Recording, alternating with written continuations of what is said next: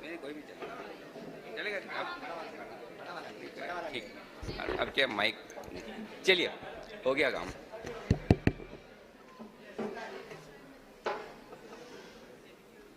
भगवान श्री महावीर के चरणों में कोटि कोटि वंदन, विराजित संत श्री जी के चरणों में कोटि कोटि वंदन। आप सभी भाइयों को सादर जय जिनेंद्र। बहुत ही अच्छी परंपरा है मेवाड़ संघ की, कार्यक्रम शुरू करने के पहले ही सम्मान हो जाता है। बाद में कोई गारंटी नहीं है, भरोसा नहीं है, नहीं पसंद आया तो क्या। इसलिए मेरा काम तो आने का पर्पस था, वो पूरा हो चुका है। 4-5 साल पहले की बात है, एक दिन घर पे बैठा था मैं, टीवी चल रहा था। मेरा छोटा वाला बेटा है, उसके कुछ दोस्त एक दो आए हुए थे।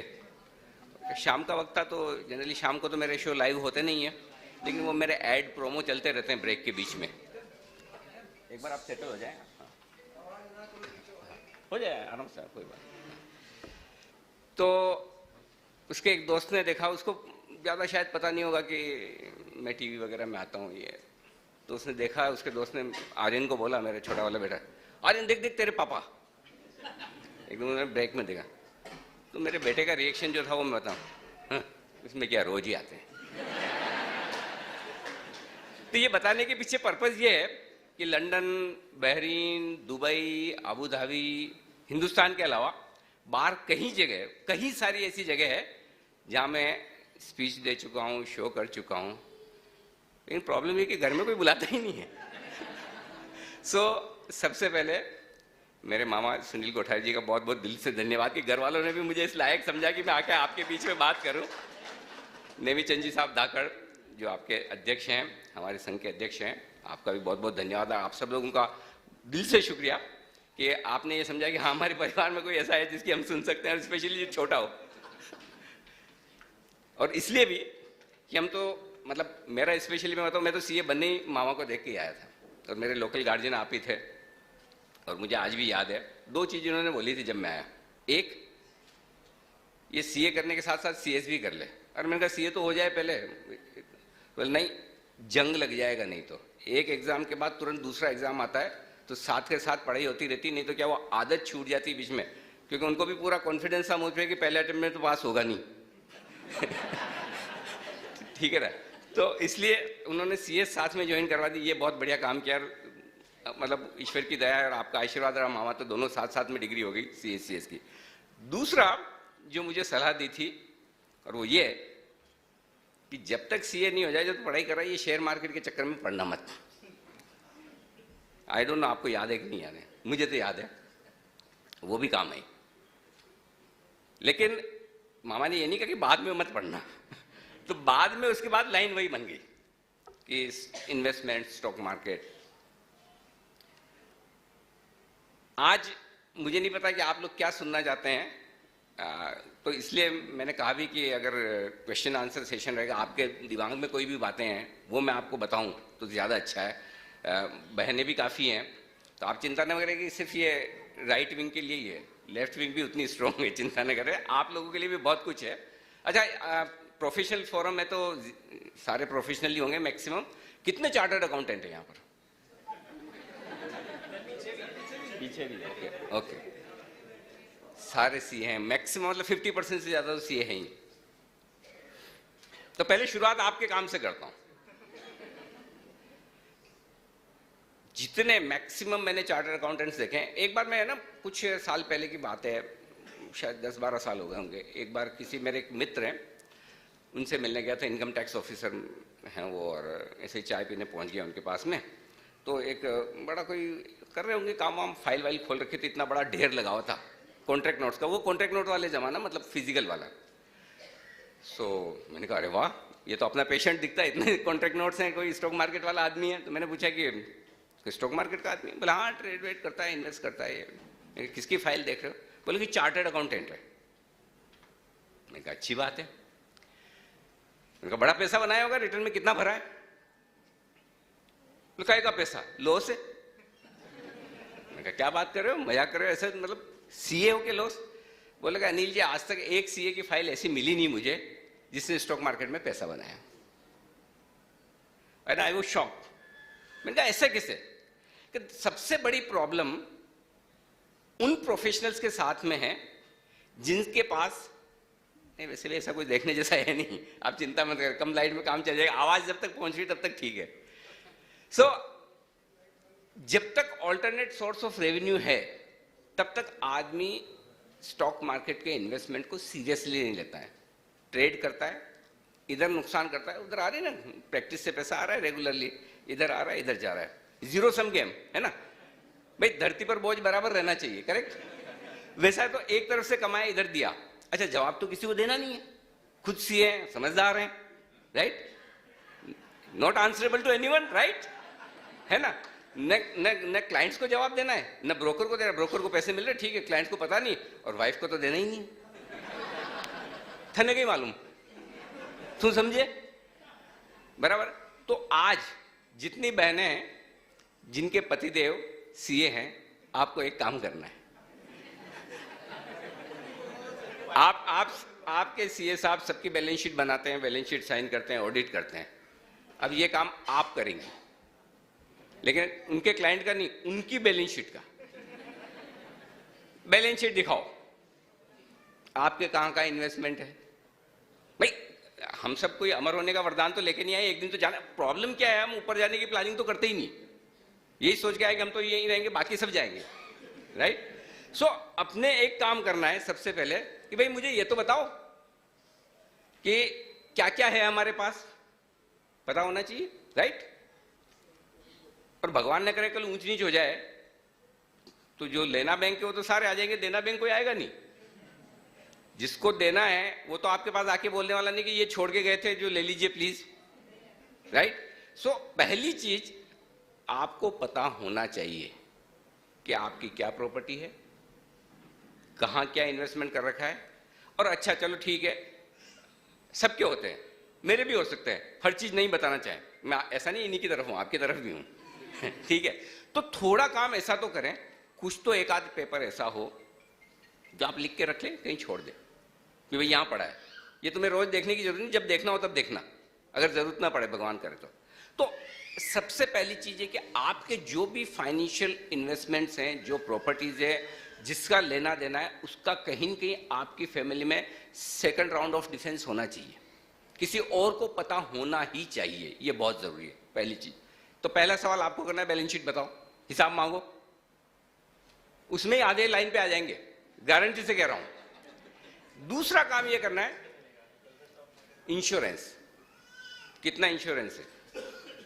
इंश्योरेंस में दो ही चीज आती है, एक तो ये कहेंगे कि भाई जरूरत क्या है इंश्योरेंस की, मैं अच्छा खासा कमा रहा हूं, कर रहा हूं, ये वो सब तो है, कल को कुछ हो भी जाए तो तुम्हारे लिए इतना कर दिया, छोड़ के जाऊंगा, पीछे चिंता मत करो, 3 पीढ़ी खाएगी, यही बोलेंगे।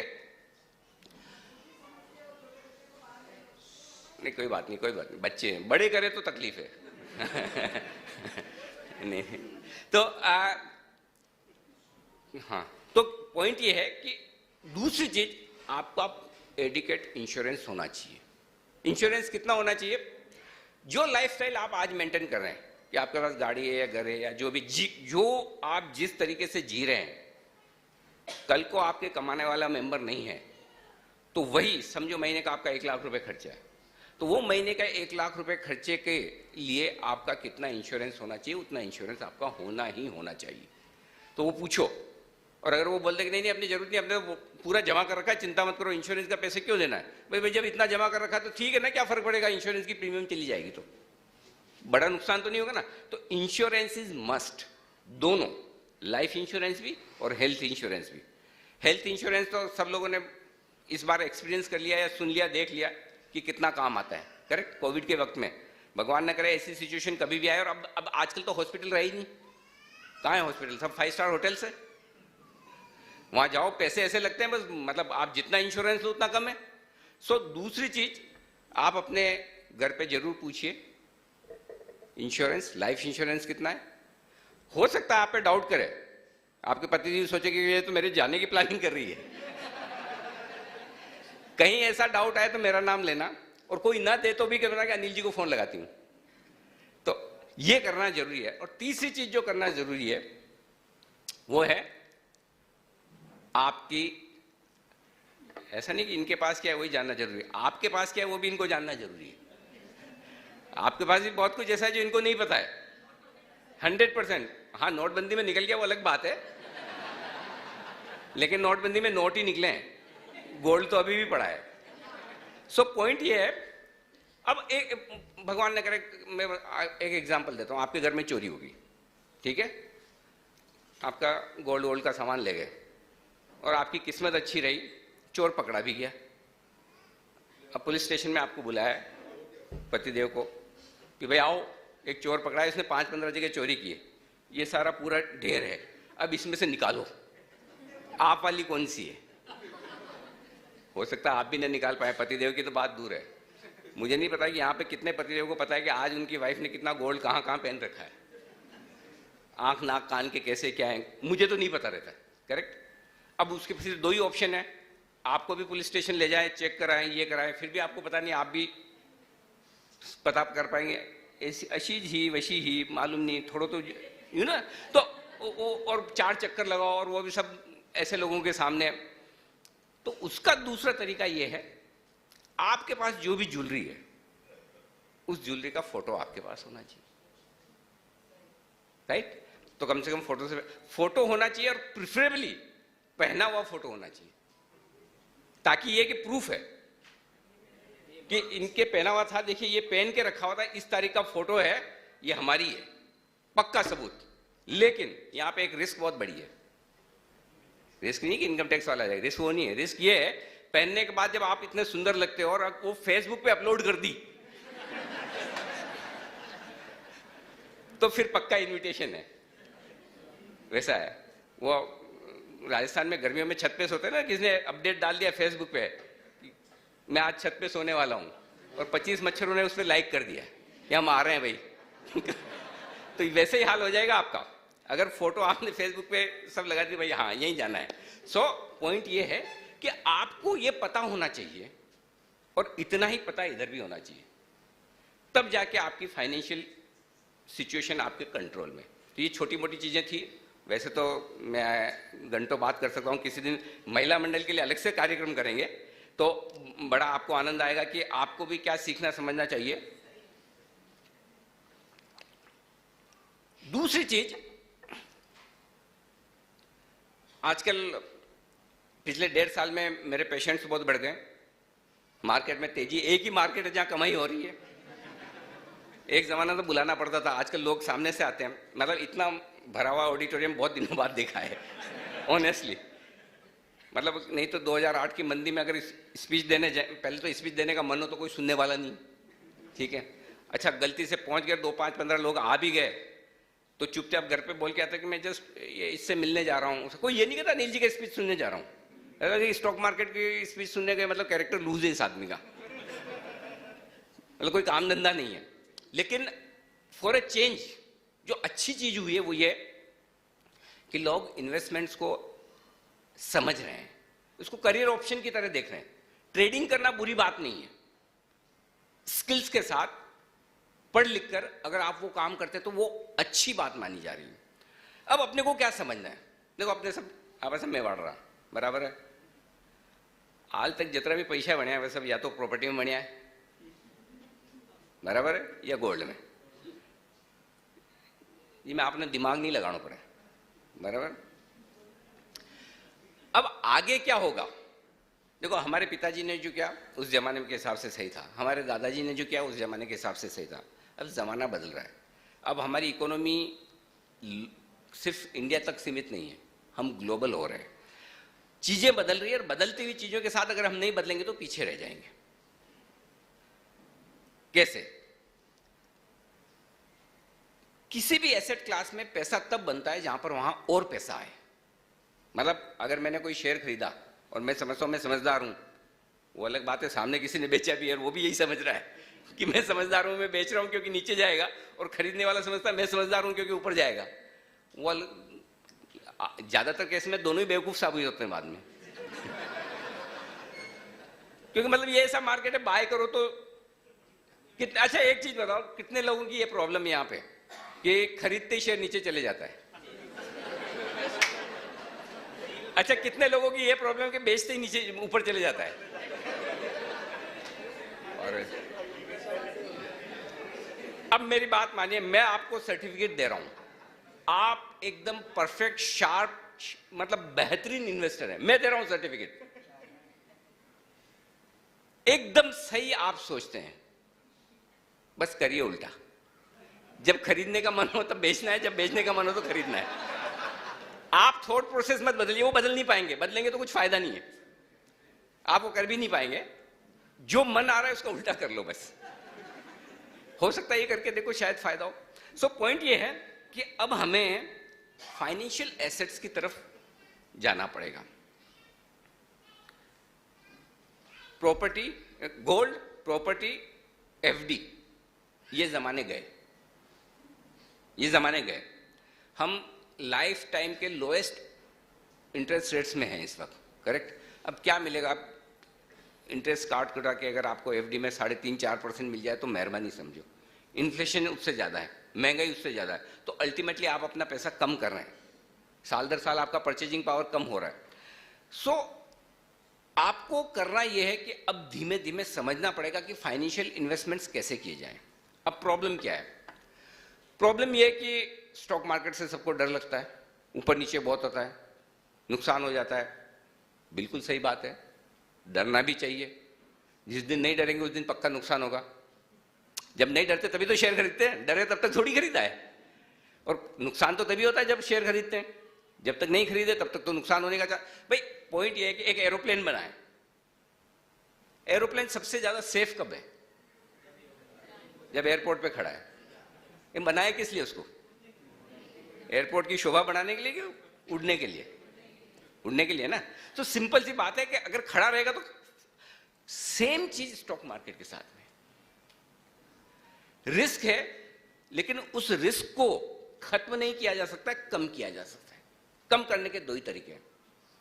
पहला तरीका यह कि जितना लॉन्ग टर्म आप सोचोगे उतना बढ़िया। मुझे बताओ, आप में से कितने लोग हैं इस यहां पे जिन्होंने कभी भी जिंदगी में गोल्ड नुकसान में बेचा है? गोल्ड बेच के नुकसान किया हो कभी? एक भी आदमी बता दूंगी, या तो बेचा ही नहीं होगा, तो वो तो ग्रह शांति के लिए जरूरी है। करेक्ट। दूसरा, कितने लोगों ने प्रॉपर्टी नुकसान में बेची? एक भी नहीं। इसका मतलब फिर मैं आपको कह रहा हूं, मैं फिर सर्टिफिकेट दे रहा हूं कि आप अच्छे इन्वेस्टर हैं। प्लीज मानिए मेरी बात को। अगर आप गोल्ड और प्रॉपर्टी नुकसान में नहीं बेचते तो फिर शेयर क्यों? क्योंकि जो व्यू आपका गोल्ड और प्रॉपर्टी में आता है कि लेकर बेचना नहीं है, पड़ा है, मेरे लिए नहीं ले रहा हूं, बच्चों के लिए ले रहा हूं, करेक्ट, अगली जनरेशन के लिए, राइट। गोल्ड नीचे आएगा तो और लूंगा, पैसे जैसे आए और प्रॉपर्टी खरीदूंगा, यही व्यू होता है ना। ये स्टॉक्स में तो नहीं होता। स्टॉक्स में तो जब सेल लगती तो मेरा पहले बेचूं। दिक्कत यह है कि हमारी thought process equity, stock market, financial investments को लेकर टोटली अलग है। जो चीज आप अप्लाई कर रहे हो गोल्ड प्रॉपर्टी के लिए, वही चीज आप अप्लाई करो इक्विटी के लिए। लोग उस बैंक में जाकर एफडी करवाते हैं जहां उनको 4-5% का रिटर्न मिलता है, लेकिन उस बैंक का शेयर नहीं खरीदेंगे। एचडीएफसी बैंक में एफडी करवा लेंगे, एचडीएफसी बैंक का शेयर नहीं खरीदेंगे, भले एचडीएफसी बैंक का शेयर आपको 2 गुना, 3 गुना, 4 गुना रिटर्न दे दे एफडी के मुकाबले। तो पहली प्रॉब्लम तो ये कि अगर हमारा व्यू लॉन्ग टर्म है, अगर हम नेक्स्ट जनरेशन के लिए खरीद रहे हैं, करेक्ट, तो कोई दिक्कत नहीं। तब मार्केट रोज ऊपर हो नीचे हो। 1979 में सेंसेक्स बना था 1000, ठीक है, आज 42 साल में है 60,000,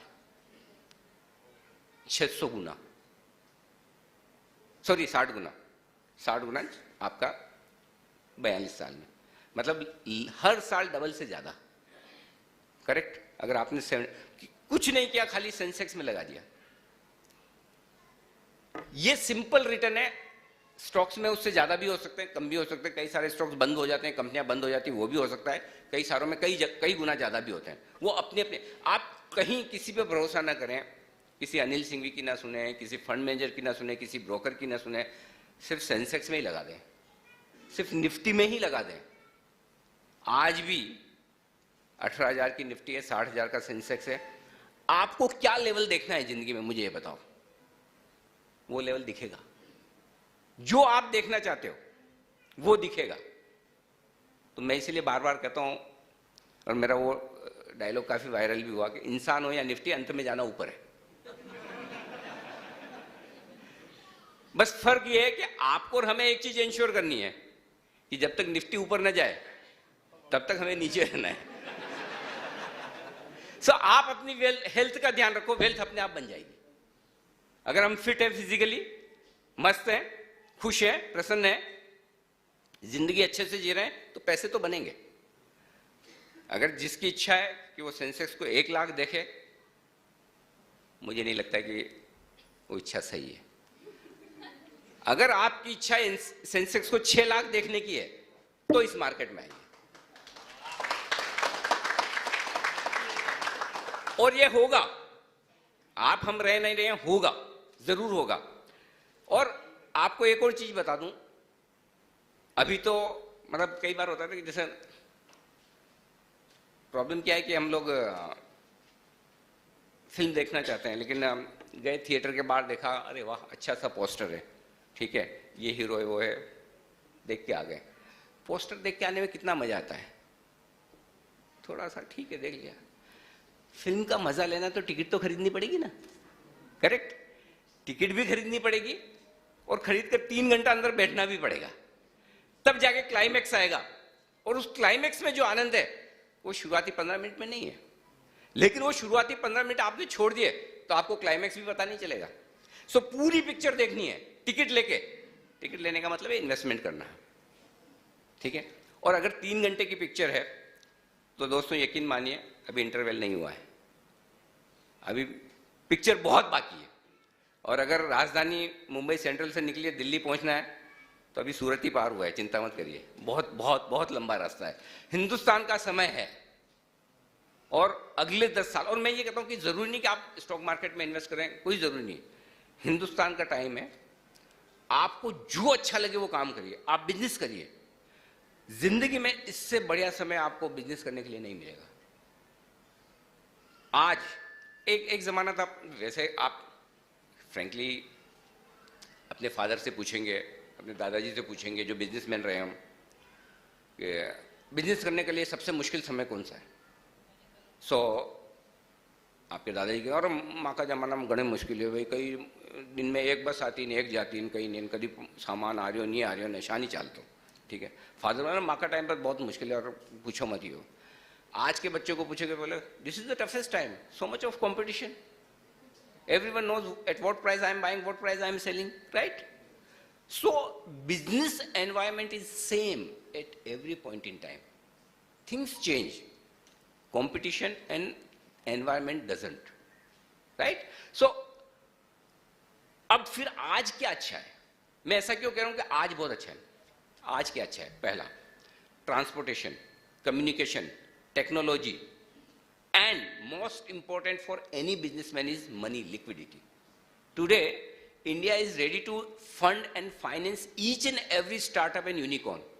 उस जमाने में जब बिजनेस करना है तो आप अपने वाइफ के गहने रखते थे, करेक्ट? यार दोस्तों से, परिवार वालों से बड़ी मुश्किल से हाथ जोड़ के उधार लाते थे। उसके बाद आज पैसा, कैपिटल रेज करना इज सो इजी, करेक्ट? बहुत आसानी से। You should have a good idea. अगर आपके पास बढ़िया आइडिया है तो पैसे की कोई कमी नहीं है, करेक्ट? कई बार लोग मुझे पूछते हैं बिजनेसमैन भी आपके हैं, बिजनेसमैन कितने हैं? काफी है, काफी। मैं आपसे सवाल पूछता हूं, कौन सा बिजनेस करना चाहिए? कोई आइडिया? कोई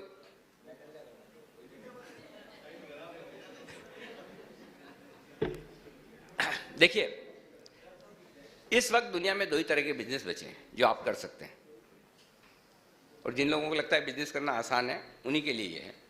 2 ही तरह के बिजनेस है। एक वो बिजनेस जो बहुत बढ़िया है, जिसमें बहुत पैसा बन सकता है, वो आपको करना चाहिए, राइट? और वो बिजनेस आपको अमेज़न पे मिलेगा। हर अच्छा बिजनेस हर प्रॉफिटेबल बिजनेस आपको अमेजोन पे मिलेगा। अब आप कैसे करेंगे? अमेजोन से कंपटीशन तो नहीं कर सकते, कैंसल। दूसरा वो बिजनेस जो आपको करना चाहिए और जो अमेजोन पे नहीं है। तो भाइयों ये भी यकीन मानिए कि जो बिजनेस अमेजोन पे नहीं वो शायद करने लायक भी नहीं है। तो अब आप समझ लीजिए कि बिजनेस एनवायरनमेंट तब भी टफ था, आज भी टफ है, हमेशा टफ रहेगा। लेकिन उस टफ एनवायरनमेंट पे आप किस तरह से टेक्नोलॉजी को अपना दोस्त बनाकर उससे आगे बढ़ सकते हैं। सो आज कई बार होता है कि दो जनरेशन है हमारे राजस्थान में, तो ज़्यादातर अपने सारे ज्वेलर्स हैं, हार्डवेयर वाले हैं, करेक्ट, प्लाईवुड वाले हैं, ये 3-4 बिजनेस अपने ज़्यादा है, करेक्ट। अब इसमें दो तरह की चीज़ें आती हैं। 2 जनरेशन पहले हमारे पिताजी दादाजी आए होंगे मेवाड़ से, तो उन्होंने बड़ी मुश्किल से एक छोटी सी दुकान ज्वेलरी की लगाई, आगे दुकान, पीछे छोटा सा घर, बड़ी मुश्किल से उसमें रह के उन्होंने रोज पैसा बचा बचा के 1 से 2, 2 से 3 दुकान की इस लेवल तक ले। अब आज की जनरेशन क्या कहती है? मेरे पिताजी ऐसे ही थे, उनको समझ ही नहीं थी फालतू में। अब सबको आजकल वो किसी ज्वेलर्स के, यार मुझे नहीं लगता कि दुकान के पीछे घर बचा है। करेक्ट। मैं मुंबई आया था 1989 में, तब तो ऐसा ही था। लेकिन आज भगवान की जैसे सब वेल टू डू है। आज के बच्चों को बोलो, वो एक्सेप्ट ही नहीं कर सकते, पॉसिबल ही नहीं है। उनको लगता है मेरे पिताजी फालतू में रोज वो साफ करते रहते हैं, वो क्या बोलते हैं उसको, आपका जिस जो शोकेस होता है ना, जिसके नीचे कांच वाच, बोले दिन भर वो कपड़ा लेके लगाते रहते हैं। ऐसे तो मैं एमसेक्स में कर लूंगा। सबको शॉर्टकट लगता है कि एमसेक्स पे गोल्ड का ट्रेड कर लो। अगर एमसेक्स पे गोल्ड का ट्रेड करके प्रॉब्लम क्या आता है कि चलिए समझो कि स्टॉक मार्केट की बात है, तब तो आप मेरी सुन लेंगे, टीवी देख लेंगे, 2-4 लोगों को पूछ लेंगे कि ये शेयर कैसा है, ये अच्छा है, खराब है। और अगर किसी ने बोल दिया नहीं समझ में आया तो शायद ना भी करें। लेकिन गोल्ड में तो सब तीरंदाज है, सबको मालूम है गोल्ड क्या है, हमने तो बचपन से देखा है, और वो गलतफहमी है बड़ी। और मैं बताता हूँ 2008 के बाद सबसे बढ़िया काम ये हुआ जब एमसेक्स आया, उसके बाद से सबसे इक्विटी वालों को गाली पड़ना कम हो गई, क्योंकि सबका पैसा उधर टूटने लग गया गोल्ड में। अब गोल्ड में क्या बोले, बच्चा करके आ गया, अब पिताजी भर रहे हैं। सो आपको यंग जनरेशन को आपके फोर फादर्स ने कितनी मेहनत से कैसे पैसा बनाया है उसकी रेस्पेक्ट करना आना चाहिए। ये बहुत जरूरी है। आपको लग सकता है कि ये फालतू में ऐसे गधा मजदूरी करते थे, ऐसा वैसा, ये मैं ये कर देता, मैं वो कर देता, लेकिन आप अगर कुछ करने लायक हैं तो इसीलिए है कि आपके पिताजी ने इतना करके दिया है। और इतना आसान काम होता है कि आप एमसीएक्स में, अगर आप एमसीएक्स में ट्रेड करके इतना पैसा बना लेते हैं और इतना आसान काम होता ना, तो फिर किसी को इतने ज्वेलरी के शोरूम खोलने की जरूरत नहीं पड़ती। तो पहली चीज ये आपको एज ए रेस्पेक्ट अपने पेरेंट्स के लिए, अपने फोर फादर्स के लिए ये जरूरी है। दूसरी तरफ जो पेरेंट्स हैं और उनकी नई जनरेशन बिजनेस में आ रही है, तो उनके लिए भी बहुत जरूरी है कि वो उनके साथ तालमेल बिठाएं। अब आप एक्सपेक्ट नहीं कर सकते वो पीछे रहेगा, दुकान के पीछे घर बना के रहेगा, वो टाइम चला गया। आप ये एक्सपेक्ट नहीं कर सकते वो रोज पोछा मारेगा। मुझे मालूम है नए नए आते तो लोगों को है ना कपड़े वपड़े तक धोने पड़ते थे जिसके यहाँ काम कर रहे हैं। ये हुआ है, सबने किया है, करेक्ट। वो भी टाइम था। आज वक्त बदला। अब आपको अपने बच्चे के नए विचार क्या है वो सुनने पड़ेंगे, समझने पड़ेंगे, और उनको आप किस लेवल तक अपने बिजनेस में लागू कर सकते हैं, वो एक ओपन माइंड आपका भी होना जरूरी है। वक्त के साथ आपने मारा तो नोकिया वालों फोन ही ठीक है, ये तो मारू चाले ही कोई नहीं, कशो बटन दबाऊं कशो दब जावे, है ना। मैं पता नहीं किसको क्या भेज दिया। एक तो ये व्हाट्सएप यूनिवर्सिटी जो है गजब किया, नए नए स्मार्टफोन, फोन स्मार्ट हो गए, आदमी डम, करेक्ट। सो पॉइंट ये कि हमें भी वक्त के साथ बदलना पड़ेगा। देखो बच्चे पिज्जा पास्ता खाते हैं ना, कोई चिंता नहीं, खाने दीजिए, खाइए। यहाँ पे कितने लोग हैं जिन्होंने अपने बचपन में कचौरी समोसे नहीं, मिर्ची बड़े नहीं खाए हैं। वो भी जंक फूड ही था, ये भी जंक फूड है। जंक फूड खाने की एक उम्र है, हमारी शायद निकल गई, उनकी है। हम 50 के हो जाते हैं, 40 के हो जाते हैं, तो हमको लगता है हमको जंक फूड नहीं खाना चाहिए। हमको नहीं खाना भी, इनको तो खाना है, उनको खाने दीजिए। सो वक्त के साथ बदलना जरूरी है। और वक्त के साथ कैसे चीजें बदलती है उसका एक छोटा सा एग्जांपल देता हूं। एक ज़माना था, आज से 40-50 साल पहले आप मुंबई में देख लें, बहुत कम लोग होते थे 50 साल, 60 साल, 70 साल पहले जब देश आज़ाद हुआ तो लोगों के पास गाड़ियाँ होती थी। गाड़ी होना मतलब ओ बहुत बड़ा आदमी, आने जाने ये करने के लिए घोड़े रखते थे लोग। वो ज़माने में गाड़ी होना बड़ी बात थी, घोड़े सबके पास होते थे। आज गाड़ी सबके पास है, जिसके पास घोड़ा है वो बड़ा आदमी। करेक्ट। एक ज़माना था जो खेती कर रहा है, भाई भले सिजारे देवे जैसे भी है ना, लेकिन खेती कर रहा है ये मतलब छोटा आदमी कहीं नहीं है, छोड़ो खेत है, यूं करे वो करे। आज जमाना बदल गया है, जिसके पास खेत है, फार्म हाउस है, वो बड़ा आदमी है, घर सबके पास है। एक जमाना था जिसने रेडीमेड टी शर्ट खरीदी, शर्ट खरीदी, और यार रेडीमेड ले रहे हो, है नहीं। आज जो सिलवा के पहनता है वो बड़ा आदमी है। वक्त कैसे बदलता है। सबके पास इंक पेन होते थे, मेरे पास, मैंने भी मेरे आगे वालों की बहुत शाइट डाली हुई है ऐसे। आप लोगों ने भी डाली होगी ना। जिसके पास बॉल पेन होता था वो बड़ा आदमी था। आज जो आदमी इंक पेन अफोर्ड कर सकता है वो बड़ा आदमी। करेक्ट। ये चीजें बदलती है, और बदलते हुए माहौल के साथ हम नहीं बदलेंगे तो बात बनेगी नहीं।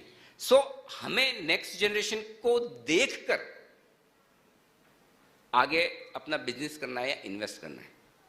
करेक्ट। सो हमारी जनरेशन में, और ज्यादातर मेरे ख्याल से 35-40 प्लस हम यहां पे हैं प्रोफेशनल, तो इसलिए मेरा पॉइंट सिंपल इतना है इस पूरी भूमिका के पीछे कि जो इन्वेस्टमेंट आप करने जा रहे हैं वो इन्वेस्टमेंट आप आज के लिए नहीं कर रहे हैं, अगले हफ्ते के लिए नहीं कर रहे हैं, महीने साल भर के लिए नहीं कर रहे हैं, अगली जनरेशन के लिए कर रहे हैं। और जिस दिन आपके दिमाग में ये बैठ गया कि अगली जनरेशन के लिए कर रहे हैं, उस दिन आपके लिए सारी दिक्कतें दूर। और एक और चीज, लोग कई बार मुझे पूछते हैं कि कौन सा शेयर खरीदूं।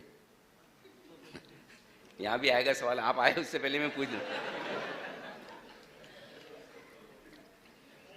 मैं एक ही चीज बोलता हूं, ये बहुत कम पूछते कि शेयर कैसे खरीदूं, शेयर खरीदने का या शेयर चुनने का प्रोसेस क्या है वो कोई नहीं पूछता, लेकिन कौन सा खरीदूं वो जरूर पूछते हैं। तो बेसिक जितने लोग हैं उनके मतलब सवाल तो 2-3 ही है। कौन सा खरीदूं, कितना बढ़ेगा, कितना लूं, कब बेचना है, ये 3 चार। जैसे कितना लूं, मेरे को पता है भाई तेरे पास कितने पैसे हैं, मेरे को क्या मालूम कितने पैसे हैं। कितना बढ़ेगा, अब कितना बढ़ेगा का एक एग्जांपल लेता हूं। जैसे फॉर एग्जांपल HDFC लिमिटेड है, बहुत बढ़िया कंपनी, आप सब लोग जानते हैं। उनके चेयरमैन दीपक पारेख साहब हैं, 85 साल के हैं, बहुत गजब के आदमी हैं। इतनी HDFC bank, insurance, mutual fund, HDFC limited, सारी इतनी बड़ी बड़ी कंपनियां बनाई। एक दिन आप उनसे पूछिए जरा ऐसा कि सर आपने तो HDFC इतने 50 साल से चला रहे हैं, एक मेरा छोटा सा मासूम सा सवाल है, सर ये आपका शेयर आज ही 3:30 बजे बंद क्या लेवल पे होगा, जरा बताइए ना। क्या वो बता सकते हैं? चलो कोई बात नहीं, कल, अगले हफ्ते, अगले महीने, 1 साल, शायद नहीं। जो आदमी उस कंपनी को बना रहा है, जो आदमी उस कंपनी को सालों से चला रहा है, अगर वो नहीं बता सकता कि मेरे शेयर का भाव आज क्या बंद होगा, तो आप और मैं किस खेत की मूली है। लेकिन हम एक चीज बता सकते हैं, और वो ये 10 साल का आप एक चार्ट बनाइए, क्वार्टरली चार्ट, हर 3 महीने का, कि हर 3 महीने में HDFC का रिजल्ट कैसा आया, प्रॉफिट यहां से यहां, यहां से यहां, यहां से यहां, यहां से यहां कैसा रहा। और फिर 10 साल का स्टॉक की प्राइस का चार्ट बनाइए। तो 10 साल में आपको यह पक्का पता चलेगा कि स्टॉक का प्राइस और प्रॉफिट लगभग एक डायरेक्शन में जाते हैं 10 साल में। बीच में हो सकता है 1-2 साल ऊपर नीचे इधर उधर हो जाए, वो एक अलग बात है। सो पॉइंट ये कि जब जिस आदमी के पास ये पूरी नॉलेज है, उस कंपनी की समझ है, अगर वो पता नहीं कर सकता तो हम कैसे करेंगे। और अब मैं उस सवाल पे आता हूं कि अगर आपके शेयर खरीदने का मन है तो क्या। जब भी आपके शेयर खरीदने का मन हो तो एक ही काम करें, शेयर ना खरीदें। अब क्यों नहीं खरीदें उसका रीजन बताता हूं। जिस दिन आपने ये सोचा कि 1500 रुपए में XYZ ये शेयर खरीदूंगा, 2000 रुपए में कोटक बैंक खरीदूंगा और 2100 में मुझे बेचना है, उस दिन आप एक पर्टिकुलर प्राइस खरीद रहे हैं, और उस प्राइस को आप ये सोचते हैं कि मेरे से ज्यादा बेवकूफ कोई आएगा बाद में जो 100 रुपए पर मुझे लेके जाएगा, मुझे छुड़वा देगा। यही गणित है। मैं कहता हूं जिस दिन आपका शेयर खरीदने का मन हो उस दिन आप एक चीज सोचिए, और जिस शेयर को खरीदने का मन हो उसके बारे में एक चीज सोचिए कि अगर आज मेरे पास उदय कोटक जितने पैसे हो जाए तो क्या मैं कोटक बैंक बनाऊंगा? क्या अच्छा चलो उतने पैसे नहीं, थोड़े कम हो जाएं, और अगर उदय कोटक मुझे बुला ले, बोला अनिल सिंह भी तुझे मैं पार्टनर बनाता हूं, तो क्या मैं इस बिजनेस में उसका पार्टनर बनूंगा? पॉइंट ये है, बिजनेस खरीदिए, स्टॉक नहीं। जिस दिन आपकी थॉट प्रोसेस बदल गई कि मैं इस बिजनेस में पार्टनर बनना चाहता हूं इस बड़े आदमी का, और पार्टनरशिप के लिए जरूरी थोड़ी कि आपका 10%, 20%, 50% की पार्टनरशिप हो। पार्टनरशिप तो एक शेयर से भी हो सकती, correct? You can buy a single share, right? So the moment you feel that I should be partner in this business, then your whole thought process is changed. You don't buy share for a day, correct? It's for your generations. You don't enter into a partnership just for the sake of breaking it, correct? You want to carry on it for a perpetual time. Similarly, जब हम share खरीदें, अगर हमारी thought process ये हो जाए कि हमें लाइफ लॉन्ग रखना है, ये पार्टनरशिप जिंदगी भर चलानी है, शादी करते वक्त ये थोड़ी सोचते कि 5, 7, 10 साल बाद मन भर जाएगा तो तलाक ले लूंगा, या पार्टनरशिप करते वक्त ये थोड़ी सोचते कि साल 2 साल में बस करके फिर जितना पैसा बन जाए लेके फिर थैंक यू वेरी मच। वही थॉट प्रोसेस आपकी स्टॉक खरीदते वक्त आनी चाहिए कि क्या इस स्टॉक के, क्या अगर मेरे पास पैसे होते, क्या अगर मेरे पास चांस होता तो क्या मैं इस कंपनी का पार्टनर बन सकता था और बनना चाहता हूं क्या? अब आप सोचिए, अब आपसे शेयर बिकेगा ही नहीं, और जब नहीं बिकेगा तो ही पैसा बनेगा। सो ये सबसे इंपॉर्टेंट है। दूसरी चीज जो इंपॉर्टेंट है वो ये, आपको स्टॉक मार्केट से कितनी कमाई चाहिए? साल भर में स्टॉक कितना बढ़े तो ठीक है, मतलब बोलो बोलो दिल खोल के, मतलब डबल। हाँ, डबल ठीक है। बच्चे हैं, बहुत मॉडेस्ट है बेचारे, यहाँ पूछो अंदर सबके मन में 3 महीने में डबल हो जाए। कौन से थे वो हेरा फेरी 25 दिन में डबल, पैसा डबल? 21 दिन में, 21, चलो मैं 4 दिन और ज्यादा बोल गया। वो हेरा फेरी में ही होता है, 21 दिन में पैसा डबल। उसके लिए पिक्चर की टिकट लेके देखना पड़ेगा, या रिपीट आती रहती है सारे चैनल पे, वहां देखो। स्टॉक मार्केट में बीएससी एनएससी पे 21 दिन में पैसा डबल की कोई स्कीम है नहीं, और अगर कोई आप दे तो उसको थैंक यू वेरी मच कर दीजिए। पॉइंट ये कि अच्छा एक चीज, आप सीए हैं सब लोग या बिजनेसमैन, जो चलो सीए को छोड़ो, जो बिजनेसमैन है, आपने जो भी कैपिटल लगाई अपने बिजनेस में, ठीक है, नॉर्मल ईयर, पिछला साल छोड़ दो, नॉर्मल ईयर जो भी हो, आप अपनी कैपिटल पे कितना कमा लेते हैं साल में? 12%, 15%, 20%, 24%, 2% का ब्याज छूट जाए महीने का, इससे ज्यादा तो आजकल नहीं होता ना? होता है, कोई एक्सेप्शनल ईयर हो जाए, कोई कभी बहुत बढ़िया साल निकल जाए तो एक अलग बात है, बाकी 2% का रिटर्न छूट गया, you more than happy, right? Correct? And that is something, the business which you are doing for many many years, right? And you are qualified and you understand that business and integrity of that business, correct? उस business में अगर साल का 24% मिल गया तो you are more than happy, correct? अब मुझे बताइए, जो चीज आपको आती नहीं, स्टॉक मार्केट, जिस पे आप डिपेंडेंट है किसी अनिल सिंह पे या किसी अपने ब्रोकर पे या किसी ऐसे आदमी पे, और स्टॉक मार्केट के एडवाइजर भी ऐसे, मैं बता दूं ईमानदारी से आपको, सारे वो लोग जो ऑफिस लोकल ट्रेन से पहुंचते हैं, उनसे एडवाइस लेने के लिए वो लोग जाते हैं जो मर्सिडीज में जाते हैं।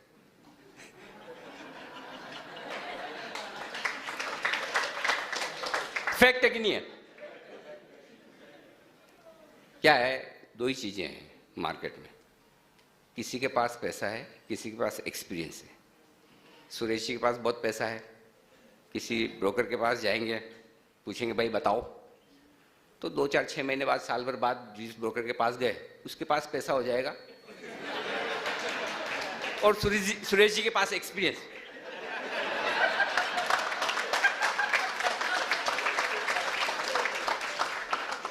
सो आपको देखो कुछ तो लेना है अपने को, ऐसा नहीं कि दोनों ही ले जाए, एक्सपीरियंस तो जरूर लीजिए। अब पॉइंट ये सिंपल है कि अगर आपको जो काम आता है 25 साल से 30 साल कर रहे हैं, उसमें साल का 25% बनाना मुश्किल है, तो फिर साल में डबल कैसे करेंगे? जो नहीं आता है, जिस पे दूसरों पे डिपेंडेंट है, और ऐसे लोगों पे डिपेंडेंट है जिनकी क्वालिटी मैंने बता दी आपको। Second point and most important point in investing is reasonable return की एक्सपेक्टेशन। मतलब आप ही ऐसे अर्जुन पैदा हुए जो सीधा मछली की आंख में निशाना लगाएंगे, आप ही को पता है कि ये स्टॉक यहां लेना, ये 10 गुना होगा, तब तो प्रभु आप धन्य है, हमें भी बताएं। और अगली बार स्पीच भी आप मामा उन्हीं की रखें मेरे बजाय, मैं भी सुनूंगा यहां बैठ के। मेरे पास तो ऐसा फॉर्मूला नहीं है, और बहुत सारे लोग हैं, और इंक्लूडिंग मी, कभी कभी हम भी जोश में, देखो मैंने कहा था ना ये हो जाएगा, ऐसे बहुत सारे लोग बोलते हैं ना। देखो मैं बोला आज इतना बढ़ेगा, बहुत बढ़िया, अब कल का भी बता दूं, 3 दिन तो रेगुलर बताओ यार। सो ये मार्केट ऐसा है, अनप्रेडिक्टेबल है, और इस अनप्रेडिक्टेबल मार्केट में आपकी रिटर्न एक्सपेक्टेशन हो जानी चाहिए कम। जिस दिन आपने रिटर्न एक्सपेक्टेशन रीजनेबल कर दी, कम कर ली, उस दिन आपकी तकलीफें खत्म। जो महाराज साहब फरमाते हैं कि संयम रखो, राइट? अगर सारे स्टॉक मार्केट इन्वेस्टमेंट में अपने जैन धर्म के जो नियम है सब लागू होते हैं, सब लागू होते हैं, लेकिन हमको तो वहां संयम है ही नहीं। रीजनेबल रिटर्न कितना है, कितना आपको कमाना चाहिए? मेरे हिसाब से रीजनेबल रिटर्न वो है जो आपकी एफडी की रेट है।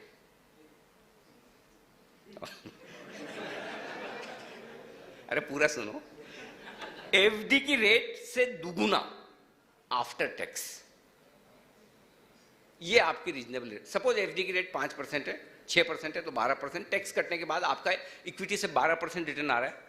Very nice.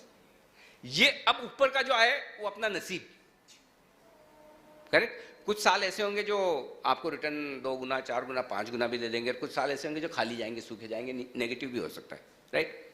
सो अगर मैंने रिटर्न एक्सपेक्टेशन 15% की कर ली, 20% की कर ली, 100% मैं बोल सकता हूं जिस आदमी की 15% रिटर्न की एक्सपेक्टेशन है, उसके लिए दुनिया में स्टॉक मार्केट से बेटर कोई इन्वेस्टमेंट नहीं है।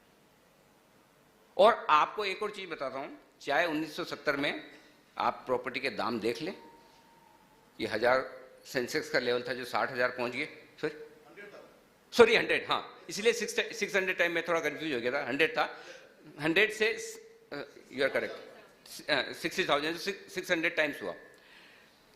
600 टाइम्स वाली प्रॉपर्टी आपको बहुत मिलेगी नहीं, और अगर गलती से आपने उस समय ले भी ली,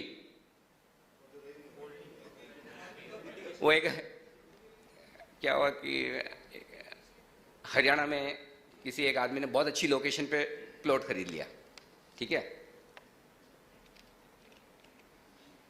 बोला बहुत बढ़िया जगह है, ले लेते हैं। रहता था मेरे जैसे मुंबई में, 2 साल बाद गया तो देखा उसके प्लॉट पे तो बढ़िया कोठी बनी हुई थी एकदम फर्स्ट क्लास, और बाहर खाट पे बैठ के ताऊ हुक्का पी रहा था। ताऊ यहाँ तो मेरा प्लॉट था, बोला आ गया होगा मेरी कोठी के नीचे से, निकाल ले। तो वैसा हाल है, आपने प्रॉपर्टी ले ली और अगर गलती से अच्छी निकल गई तो फिर वो लिटिगेशन और कंट्रोल आपका कितना रहेगा आप ही जाने। आज की तारीख में इंडिया के जुडिशरी सिस्टम में 85% केसेस प्रॉपर्टी से रिलेटेड चल रहे हैं, और जो आपके मेरे अगर हमने किए तो हमारी नेक्स्ट जनरेशन ही निपटाएगी उसको, करेक्ट? जो कोर्ट को भी मालूम है ये सब फालतू के, ये सबसे लास्ट में रखो, अगर कुछ काम नहीं है तो इन्हीं को सुनना है, क्यों होना जाना कुछ है नहीं, एक स्टे लाएगा, वो लाएगा, ये लाएगा, सुप्रीम कोर्ट तक लड़ते रहेंगे पैसा, और मतलब जितनी प्राइस की प्रॉपर्टी नहीं उससे ज़्यादा आप पैसा लीगल फीस में दे देते हैं। और कोई ऐसा एडवोकेट आज तक मुझे नहीं मिला। अच्छा, अपने प्रोफेशनल फॉर्म में ज़्यादा एडवोकेट तो नहीं है ना? अच्छा, आप तो बहुत अच्छे हैं, वापस बाहर भी जाना भाई। काले कोट वालों से और काले काले कपड़े वाले बाउंसर्स, उन दोनों में मुझे बहुत डर लगता है। तो पॉइंट ये है कि लीगल सिस्टम में ऐसा है, कभी निपटारे होते ही नहीं है। तो आपके प्रॉपर्टी वाले केस ऐसे हैं कि अच्छा लिक्विड नहीं है, जिस दिन आपको बेचना है बेच नहीं सकते, जितनी क्वांटिटी में खरीदना है, आज 100 शेयर डीएलएफ खरीद लो आराम से, मर्जी आए तब बेच दो। अगर प्रॉपर्टी पे इतने बुलिश हैं तो रियल एस्टेट स्टॉक है आपके पास में, वो उनसे ज़्यादा पता नहीं प्रॉपर्टी के दाम 25-50% बढ़ेंगे नहीं बढ़ेंगे, स्टॉक के दाम तो बढ़ ही जाते हैं पहले। अगर आपका व्यू है कि दाम बढ़ेंगे इसलिए खरीद रहे हैं ना प्रॉपर्टी, करेक्ट, नो डाउट आपको अपने घर के लिए, अपने रहने के लिए एक घर होना ही चाहिए, बिल्कुल होना चाहिए। बहुत घर वालों से प्यार है, बहुत बड़ा प्रेम है बच्चों से, और आपको पूरा भरोसा है कि मेरे बच्चे पता नहीं कैसे निकलेंगे, ये कॉन्फिडेंस भी अगर आपको है तो एक एक उनके लिए और ले लो। चलो मान लिया कि भाई ठीक है मेरे रहते थे, मैं व्यवस्था करके जाऊं, उसके बाद क्या, अब किसके लिए? और जिंदगी में एक चीज और बोलता हूं, जिन लोगों के पास मल्टीपल प्रॉपर्टीज है और जो लगे आज भी 50 साल 45 साल की उम्र में सुबह शाम दिन रात, वो लगे बच्चे मजे कर रहे हैं और पापा कर रहे हैं ना, ठीक है क्या है, उनको एक ही चीज बोलता हूं, जिंदगी में एक नियम बना लो, जब ऊपर जाएंगे या तो एक फ्लैट कम छोड़ के जाना है नीचे, या करोड़ 2 करोड़ कम छोड़ के जाना है, फिर आप अपनी जिंदगी जियो, देखो जो आनंद आता है। अगर आपके बच्चे अच्छे हैं तो जितना बनाया उतने में ही काम चल जाएगा, और खराब है तो जितना बनाया वो भी कम है। सो अभी हमारी उम्र में हमारे भी तो जीने का वक्त है, जितना जी लिए उतने थोड़ी जिएंगे, और एक्टिव लाइफ तो कितनी बची है आपको हमको सबको पता है। So let's start living our life. मैं एक ही चीज बोलता हूं, कौन आदमी फाइनेंशियली सक्सेसफुल है, आपके सबके अलग अलग पैरामीटर होंगे, मेरा अलग है। मैं फाइनेंशियली सक्सेसफुल उसी आदमी को मानता हूं, चाहे वो बिजनेसमैन है वो चाहे प्रोफेशनल है। बिजनेसमैन को थोड़ी सी छूट दे देता हूं बट प्रोफेशनल को नहीं। और वही आदमी सक्सेसफुल है जो अपनी प्रोफेशनल लाइफ की 75% लाइफ कंप्लीट कर चुका है। फॉर एग्जाम्पल, आपने 25 साल से कमाना शुरू किया, ठीक है, आप प्रोफेशनल है तो आप 60 में नहीं 65 में रिटायर होंगे मान लीजिए, यानी कि आपने 40 साल कमाना है, करेक्ट।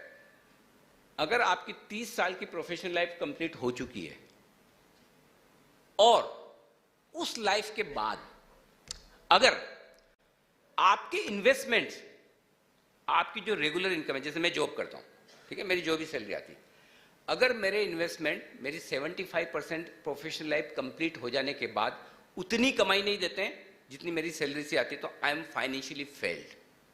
कहने का मतलब यह कि आपके इन्वेस्टमेंट से कमाई आपकी ज्यादा आनी चाहिए बजाय इसके कि आपकी जो रेगुलर इनकम प्रोफेशन से है या सैलरी से, तब आप फाइनेंशियली सक्सेसफुल है। और ऐसा क्यों?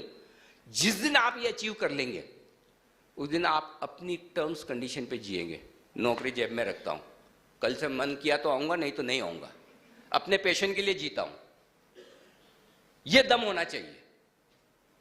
करूंगा तो करूंगा, क्लाइंट के बोलने पे नहीं करूंगा, मेरे टर्म्स कंडीशन पे करूंगा, प्रैक्टिस भी करूंगा। तो ये दम कब आएगा? जब आपके पास ऑल्टरनेट सोर्स ऑफ इनकम, आपके इन्वेस्टमेंट्स की इनकम आपकी रेगुलर इनकम से, पता चला डॉक्टर साहब रोज 10-10 लाख रुपए ले रहे हैं एक ऑपरेशन करने का, फाड़ रहे हैं, रोज सर्जरी कर रहे हैं, रोज के 20-25-30 लाख रुपए बना लेते हैं, तो वो पड़े हैं ऐसे ही, कोई संभालने वाला नहीं, देखने वाला, लगे हुए हैं, जो है उनको तो संभाल लो भाई। And believe me, trust me, we all professionals are into big financial mess because we don't have time for ourselves. We are so much into others, advising others. बराबर है? हाथी को चड्डी कौन पहनाए? सो हमें कौन बताए कि भाई आप सही कर रहे हो गलत? हम तो सीए हैं, हम तो प्रोफेशनल है, किसकी सुने? करेक्ट। सो पॉइंट ये है कि अगर हम इंट्रोस्पेक्शन नहीं करेंगे, हम ये नहीं देखेंगे हम क्या गलत कर रहे हैं। सो सबसे पहली चीज तो ये कि एक्सेप्ट करें। जिस दिन हमने एक्सेप्ट कर लिया कि हाँ सब कुछ ठीक नहीं चल रहा है मेरी फाइनेंशियल लाइफ में, उस दिन से आप सोचना शुरू करेंगे। सो आई वुड अर्ज कि आज मौका मिला है, नहीं तो जनरली क्या होता है, मेरी भी ऐसी गलतफहमी मुझे भी, मेरी भी कोई घर पे सुनता नहीं है इसलिए मुझे बाहर आके बोलना पड़ता है सबके ऐसे यार, तो मेवाड़ तो मेरा घर ही है, और मुझे इस बात की खुशी भी है कि आप लोगों ने मुझे बुलाया, मौका दिया। बहुत कम जगह ऐसी होती है जहाँ आप दिल से बात कर सकते, कुछ भी कह सकते हैं, तो वही कह सकते हैं जहाँ आपका घर हो, अपने लोग हो। मतलब सुरेश जी है, महेश है, ब्रजेश है, कितने लोग हैं, सब कितने जाने पहचाने चेहरे हैं, सारे सब साथ में हम पले बड़े हैं। सो इसलिए आज आपसे एक ही रिक्वेस्ट करूंगा, अगर मैं आया हूं तो प्लीज थोड़ी फाइनेंशियल अवेयरनेस लाइए। आप भी पूछे सवाल, छोड़ो मत, बच्चों को भी तैयार करो, ये बहुत जरूरी है। और इधर आपके लिए भी जरूरी कि बताओ आप, ठीक है कुछ चीजें जरूरी नहीं क्या, मैं बोलूं हमें कौन सा परफेक्ट राम राज्य थोड़ी लाना है, और आएगा भी नहीं हमसे। मुझे इस बात की कोई गलतफहमी भी नहीं कि मेरा स्पीच अभी वो मसाणी वगैरह आ गए अटे समय बढ़िया लाग रही हो, बार अनिल बोलियो हाँ हाँ हाँ हाँ यो करनो है, और 2 दिन बाद वो तो बोलियो वही नहीं है। तो मैंने कहीं गलतफहमी नहीं है भाई साहब। हाँ, आप महीनों 3-4% लोग अगर बदल जावे ना तो मारो अटे आओ सफल है, इको ज्यादा हमारी एक्सपेक्टेशन भी नहीं है। So I think I have come finish my time. अगर आपके कोई भी सवाल वगैरह कुछ हैं, कोई कुछ भी पूछना चाहें तो जैसा भी I am happy to answer. कोई भी जो आपके मन में जैसा सवाल आए पूछो, लेकिन एक ही कंडीशन है, जवाब सुनने के लिए तैयार रहना। दरवाजा बंद कर दो तो कि कोई बाहर जा ना पाए मेरा जवाब सुन के। नहीं डरिए मत, आराम से पूछे, दिल खोल के पूछे, मैं भी दिल खोल के जवाब दूंगा।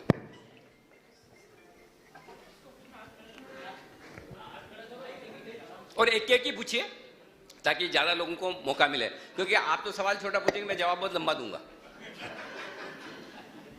Hello, this is Kashish here. My question is, what is a piece of advice you would give to the younger generation like us, who wants to start investing in things? What is your age? I am 17 right now. You are too late. I'm late. Okay. Yes. You should have started yesterday. Because I don't have my PAN card or so I'm waiting for that to turn 18. हाँ? Yeah. PAN card नहीं है? कोई बात नहीं. Doesn't matter. So point is, it's better late than never. Correct? आज ही start करिए। Pan card आजकल वो कौन से वो फास्ट स्कीम कौन सी है जिसमें 2-3 दिन में आ जाता है, 2 घंटे में आता है। कशिश बिल्कुल। सी वॉरेन बफेट ने 12 साल की उम्र में स्टार्ट कर दिया था। He is the most successful investor in the history, and he became number 1 richest person worldwide only by investing. And he said, I started late. Okay, and another thing, see, I'll tell you, Kashish, one thing, and this is very important for all you youngsters. देखो एक चीज में, मेरे पास बहुत सारे लोग आते हैं, बच्चे आते हैं, मैं कैंपस इंटरव्यू करता हूँ, स्पेशली MBA होते हैं, तो मैं पूछता हूँ भाई क्या बनना चाहते हो अगले 3 साल 5 साल में, कैसे देखते हो? तो 2 ही जवाब है, मैं भी अनिल सिंह भी बनना चाहता हूँ। मेरी कुर्सी खतरे में, या सर 5 साल में आपकी कुर्सी पे अपने आप को देखता हूँ। मेरी कुर्सी पे तो इसको लूँ या न लूँ। सो पॉइंट ये है कि मुझे अनिल सिंह भी बनने में 50 साल लगे हैं, आप 5 साल में कैसे बनेंगे? वॉरेन बफेट को रिचेस्ट पर्सन वर्ल्ड वाइड बनने में 50 साल नहीं, 80 साल लगे हैं, 70 साल लगे। So you start early, but you have to have patience. You can't become millionaire in a day, in a month, in a year. You have to go long way. Understood? So point is, start early, stay invested, stay for longer term as much as you can. So you are still, I mean, I must say, I must compliment that at least you thought about it and you are way ahead of others. So please start investing right now. Thank you. Yes. हाँ, जिसके हाथ में mic वही बोलेगा, या तो मेरे पास है, आपके पास है।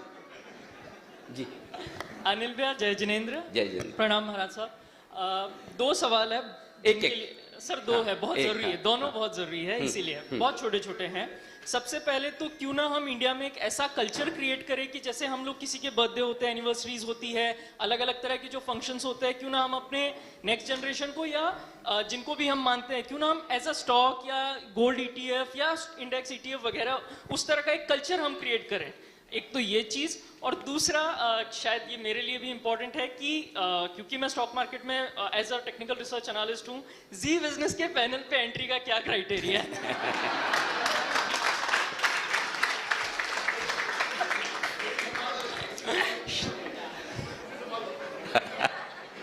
मुझे यही डर था, सबकी नजर मेरी कुर्सी पर है।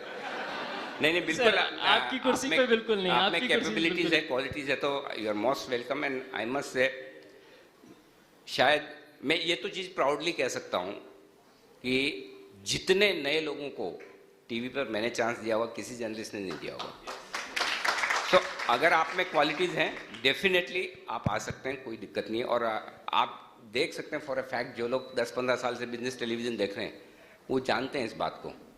आज वो नाम चमक रहे हैं पैनल्स पे जिन्हें 5 साल पहले कोई जानता नहीं था। और जो लोग 15-20 साल से, वो होता था ना एक हमारे ज़माने के, वो क्रिकेट टीम बनती थी तो ओपनर चेतन चौहान गावस्कर से लेकर लास्ट दिलीप दोषी तक 5-5 साल तक टीम में कोई बदलता नहीं रहा, कहीं कोई बीमार पड़ जाए कर जाए तो अलग बात है। आज जमाना आ गया आईपीएल का, हर टेस्ट मैच में टीम बदलती। सो हमने वो तरीका कर दिया है कि आज की तारीख में पुराने सारे जितने बड़े बड़े नाम है कोई आपको कहीं नहीं दिखता। All youngsters, this is time for youth and it is time for you, so you can always join and you are most welcome for that. Point number 1। And न सिर्फ आप, में जितने हमारे यहाँ यंगस्टर्स हैं, जितने जैन भाई हैं, और मैं स्पेशली कहना चाहता हूँ I have really a soft corner for, not because that आप जैन हैं बट बिकॉज आपके डीएनए में ही बिजनेस है, आपके डीएनए में इन्वेस्टमेंट की समझ है। हम primarily by nature business community है, हम primarily peace loving god believing community है। हमको किसी से झगड़ा नहीं करना, correct? And that is the reason I invite each and every one of you who feels कि नहीं मैं आ सकता हूँ, most welcome. We have certain process and everything which you can. What was the first question? लोग क्या India में एक ऐसा कल्चर क्रिएट कर सकते हैं? हाँ, कल्चर के मतलब बर्थडे एनिवर्सरी वगैरह पे कोई बिल्कुल बिल्कुल। सो मेरी वीकली बर्थडे कल ही है। आप जो चाहें गिफ्ट करिए, I am more than happy. बिल्कुल दुआएं, बिल्कुल दुआएं हैं। Charity begins with home, correct? शुरुआत करिए, I am ready to accept. नहीं, but it's very noble idea and we must do it instead of just giving कि ये ले 5,000 एक दिया या ये ले आईफोन दिया, वो तो आपको देना ही है उसको। और आप बच्चों एक और चीज़ समझ लो, देखो अगर आपके बर्थडे पे पापा आईफोन ला के देते थे तो आप बोले ये तो मेरा था, ये तो लेना ही था, आपको देना ही पड़ेगा मुझे, करेक्ट? ये इसका बर्थडे पे मुझे कुछ अच्छा इन्वेस्टमेंट करके दीजिए। May be you can start a SIP, may be you can buy a good stock, any TCS और something, what ever you feel like, correct? And that's how you can start culture in your family towards financial investment, right? Thank you. Hello sir ji. नमस्ते, मेरा नाम निर्मल पगारिया जी। है। मेरा एक question ये है कि बहुत सारे हम कंपनीज में फंडामेंटल्स देखते हैं लेकिन उनके शेयर प्राइस बहुत ज़्यादा ओवर वैल्यूड होते हैं, तो और ऐसी बहुत सारी कंपनियां होती हैं जिनके फंडामेंटल स्ट्रॉन्ग होते हैं लेकिन इनके प्राइसेस बहुत स्टैग्नेंट होते हैं लोअर लेवल पे, तो ऐसे केस में जो ओवर वैल्यूड कंपनी है उसमें इन्वेस्ट करना चाहिए? जैसे See, correction there is a say that beauty lies in the eyes of beholder. मुझे आप बहुत खूबसूरत लग सकते हैं, किसी और को ना लगे, देखने का नजरिया है। And valuations are like that only. आपको लगता है महंगे हैं बट उस प्राइस पे स्टॉक ट्रेड हो रहा है तो कोई तो खरीद रहा है, कोई तो बेच रहा है। जिसको महंगा लग रहा है वो बेच रहा है, जिसको सस्ता लग रहा है वो खरीद रहा है। So you can't define exactly. मैं बताऊँ आपको, ये 12 बुल रन आया तो निफ्टी का PE मल्टीपल 28-30 आ गया। 28-30 के मल्टीपल बताओ, आज तक हिस्टोरिकली कभी ऐसा नहीं हुआ कि 28-30 के मल्टीपल के ऊपर निफ्टी ट्रेड किया हो। आज कोई मल्टीपल पूछता है 18,000 पे? 50 हो गया, 60, नहीं बढ़िया, सब बढ़िया है। So it's it's ever changing thing. So it's all depends on you, where your comfort is. Understand business, धंधा क्या है। जिस दिन आपको कंपनी का धंधा समझ में आ गया, कंपनी का मैनेजमेंट समझ में आ गया, उस दिन फिर आपको भाव ऊपर नीचे रोज ऑफर में, हाँ ये 3 साल में ये करेगा, 3 साल में इसका प्रॉफिट 100 करोड़ से 200 करोड़ हो जाएगा, बस बात खत्म। So valuation is just a mind game and it can not be defined like ये महंगा है या ये सस्ता है। Correct? Done? Anything else? Hello. हाँ जी सर। हाँ हाँ, खड़े हो जाइए तभी दिखेंगे मुझे। हाँ जी, हाँ आवाज आ रही है आपकी, बोलिए।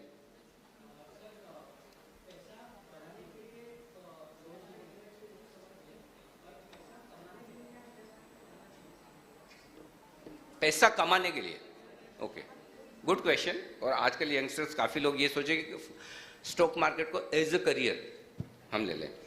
सो पैसा कमाने के लिए आपके पास 2 ही तरीके हैं प्राइमरीली, या तो आप जॉब करें या बिजनेस करें, करेक्ट? अब बिजनेस से प्रोफेशन भी आपका एक तरह से प्रैक्टिस कर रहे हैं, वो भी बिजनेस ही हो गया। CA है तो एक तरह से आप या तो जॉब करें या प्रैक्टिस करें, तो बिजनेस और जॉब। सो जॉब करेंगे आपकी सैलरी आएगी, एक वो तरीका है। लेकिन आप बिजनेस करेंगे तो बिजनेस करने की सबसे पहली रिक्वायरमेंट है कि आपको खुद को कैपिटल लगानी होती। So if you are making a career in stock market, then first and foremost thing is you have to put your capital inside it. तो अगर आप पैसा लगाए बगैर अगर पैसा कमाने की सोच रहे हैं तो ये सबसे खतरनाक जगह है। आपके पास जितना है वो भी डूबेगा, पापा का लिया है वो भी डूबेगा। सो पहली चीज ये कि अगर आपको इसको फुल टाइम करियर के तौर पे लेना है तो दो चीज चाहिए, capital and experience, some skills. Correct. 5 साल 3 साल 4 साल घिसाई करने के बाद सीए की डिग्री मिलती है, तब जाके आप प्रैक्टिस कर पाते हैं। अगर देखो, अच्छा ये तो मानते हो ना कि सीए लोगों में दिमाग होता है? अरे मानो भाई मैं भी हूं, हाँ तो बोलो। अच्छा सीए वही नहीं बोल रहे, सबसे बड़ी बात ये ऐसे ही पास हो गए क्या अंदाज से? ये तो सबको पता है, कॉपी नीचे हो जाए तो आधे फेल हो जाए वापस। चल एनी, तो पॉइंट है कि अगर हम सब में दिमाग है, हम सीए बने हैं, फिर कौन बेवकूफ है जो लगा है सुबह से शाम बॉस की सुन रहा है, नौकरी कर रहा है या प्रैक्टिस कर रहा है, 50 क्लाइंट के सुन रहा है, लगे अटैची लेके ओडिसी घूमते रहते थे। ऐसे ही 9 से 3:30 कर लेना, सुबह शाम 3:30 बजे फ्री आ जा, जो हुआ हिसाब किताब खत्म, बराबर 3:30 बजे बैलेंस शीट टेली, चलो एंजॉय करो life. It's not that easy. So if you want to make a career into stock market, you have to have some skills as a trader, as an investor, okay? Or you may go into the job. So without all these things, I'm sorry to say, problem is लोगों को लगता है ये आसान वाला काम है, easily हो जाएगा। ये वैसा ही काम है जैसे कि अभी आजकल चित्तौड़, उदयपुर, भीलवाड़ा में एक काम बहुत बढ़िया हो गया पिछले 4-5 सालों में। एक भी बच्चा हमारा जो ग्रेजुएट होकर निकले बाहर, वो बेरोजगार नहीं है। अनएम्प्लॉयमेंट खत्म हो गया। क्यों? एक हीरो होंडा मोटरसाइकिल ले ली तो बोले क्या करता हूँ, प्रॉपर्टी करता हूँ काम। इधर से उधर पूरी गलियों में चक्कर मारता रहेगा दिन भर। सुबह 6 महीने में एक आध डील होगी तो ठीक, एक से दूसरे तीसरे सब आपस में फोन पे बैठे रहते, चाय पियेंगे और टाइम पास करेंगे। वो बिजनेस नहीं है, वो तरीका नहीं है। अगर आपको करना है तो प्रॉपर तरीके से स्टडी करके, अगर आपको टेक्निकल एक्सपर्ट बनना है उसके लिए स्किल्स चाहिए, इन्वेस्टर बनना है उसके लिए फंडामेंटल नॉलेज चाहिए, वो करके करिए। It's a beautiful line, I must से, but everything, every field needs commitment, hard work, discipline to succeed. It's not going to happen in a day. So if you can commit yourself, then most welcome to the stock market. Anil ji, जय जिनेंद्र जी। मेरा नाम दीपक राजावत है। मेरा एक share बाजार india.com नाम का portal है, सब ब्रोकरशिप। तो सर, जब हमारे मेवाड़ के क्लाइंट्स आते हैं कि हमें बहुत बड़ा पैसा लगाना है, तो उनको जब हम पोर्टफोलियो बना के देते हैं भाई ये अच्छी चीज़ है लॉन्ग टर्म के लिए ब्लू चिप, तो उनका पहला सवाल पोर्टफोलियो देख के ये होता है कि सर इसमें पेनी स्टॉक का है। तो पेनी स्टॉक का सर जो लगाव है उसको कैसे हमें इन्वेस्टर्स को देखना चाहिए? बहुत आसान है। जो आपके पास 10 लाख लेके आए उसको बोले भाई मुझे 10 लाख मत दे, आपको भी थोड़ा संयम रखना पड़ेगा।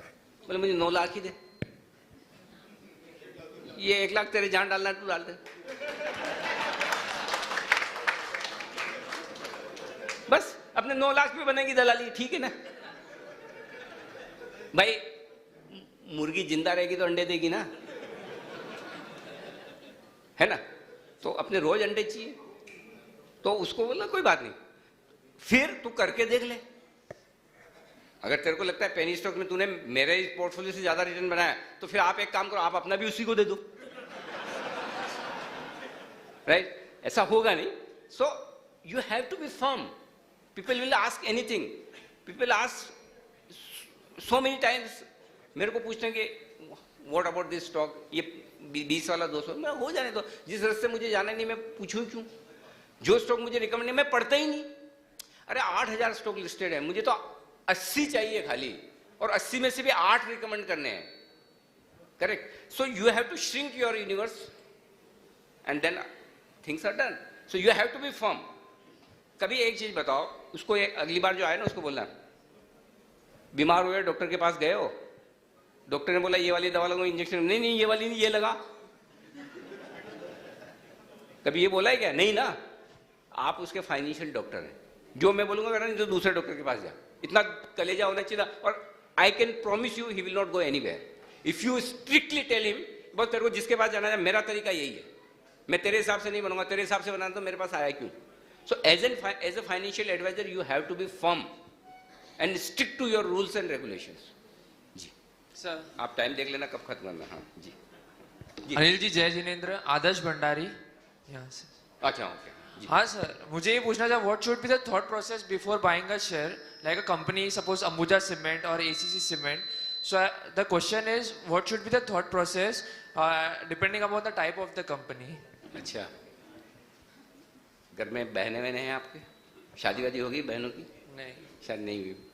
बुआ वगैरह तो हाँ. उनकी हुई होगी. हाँ.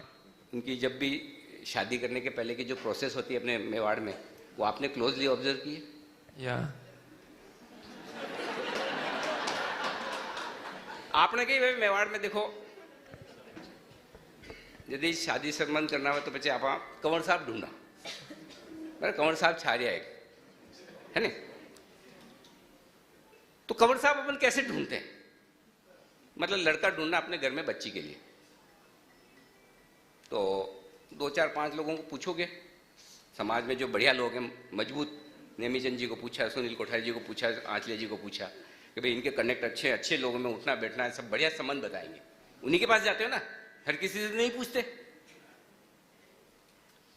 पहली चीज, हर किसी से तो नहीं पूछते शेयर कौन सा करना है, नहीं. अच्छे एडवाइजर से ही पूछते. हाँ. ये पहली चीज. दूसरी चीज, फिर ये बताएंगे आपको 4 5 संबंध, वहां के भी लड़कों ऐसा, वहां के भी है, वटे भी है, यो भी है, ठीक है साहब, वो 4 5 लड़के यानी 4 5 शेयर आपके पास बता दिए. बराबर. आपको पूरी प्रोसेस एकदम समझ में आया. आज आप पूरे स्टॉक मार्केट के एक्सपर्ट बन जाएंगे, कैसे शेयर खरीदना है. जिसको सगाई संबंध करना आता है वो शेयर खरीदना जानता है. समझा. अब समझ लो, आपने कंवर साहब के साथ ढूंढना है वो बताऊं मैं आपने, ठीक है. फिर 4 5 लड़का बताया, अब आप कहीं करो साहब, कौन से गांव का है, कौन से शहर का है, खानदान कैसा है, पिताजी क्या करते हैं. पहले खानदान वानदान की, खानदान का मतलब कंपनी के कंपनी promoter. का शेयर होल्डर्स. बराबर है. हाँ. इन्फोसिस ठाकुर नारायण मूर्ति साहब की, हाँ ये तो ठीक है, अटे तो आप आगे बात कर सका. बराबर साहब. हाँ. 4 5 ये ऐसे. फिर उसके बाद फिर लड़के पे आता है कि खानदान तो देख लिया, पिताजी देख लिया, परिवार काका जी चाचा जी भी ठीक है, ननियाल भी ठीक ही है. अब और लड़कों का ही करें. मतलब इन्फोसिस कितना कमा रही है, क्या काम कर रही है, जो कर रही हो वो लंबो चालेगी नहीं चालेगी कोई बिजनेस, या जो भी प्रोफेशन में जिस बिजनेस में कि ये लंबा चलेगा नहीं चलेगा, अच्छा कमा रहा है कि नहीं कमा रहा है, यही सब देखते हैं. वही चीज आपको कंपनी में देखनी, जो बिजनेस कंपनी का चल रहा लंबा चलेगा नहीं चलेगा, अच्छा कमाएगी नहीं कमाएगी, ये होगी. ठीक है. अब यहां तक आ गई बात, सब ठीक है, 4 5 लोगों से पूछ लिया, यानी कि 2 4 रिसर्च रिपोर्ट पढ़ ली, इधर उधर से आपने सब एडवाइस ले लिए, सब समझ में आ गया. हाँ, अब ये कंवर साहब ठीक है आपने बस वही शेयर खरीदना है. Thank you. ठीक है, वही शेयर खरीदना है. पर देखो, जिंदगी में इफ और बट कभी खत्म नहीं होती. एक जमाना था, हम तो इतने सौभाग्यशाली थे नहीं, मैं जब सीए करने आया तब तक तो लोग समझने लग गए थे, समझदार हो गए थे. पहले मेवाड़ में हमारा सिस्टम ऐसा था, 1985 के पहले तक तो ऐसा था कि बापू कहीं करे सा सीए करवा गया बॉम्बे सीए. अच्छा, जो संबंध करवाओ वो भी ने पूछा कि सीए वेग्यो कि नहीं भी हो, बापू बॉम्बे गया संबंध कर लो. પછી જીદન તોરણ મારે વિદન માલુમ પડે હાલ તો એ સીવી હોય નહીં. 4 અટેમ્પ્ટ લગાન પાછો આવી વટી લાખોડા ગંગાપુર કટે भी. હવે માં તો ये सोच रही कि छोरी बेरेगा माँ की बेटा बम्बई है ना, ये तो पाछी आ गया. ठीक है ना. तो कई बार ऐसा हो सकता है कि आपने जो कंवर साहब ढूंढे, कंवर साहब की गारंटी नहीं तो शेर भी नहीं है. तो वे सके कि कंवर साहब आप जो ढूंढिया, आप जो सोचो वी सामू काम ही नहीं करियो, पाछा ही गया. अटा तक भी ठीक है, इका बाद भी है, बट कम वे तो पुराना जमाना में, आजकल ज्यादा वे. कदी कदी कोई शेर सत्यम भी निकल सके, कदी कदी कोई तलाक भी वे सके. तो आप कतरो ही ध्यान रखो, सब पूजन करो.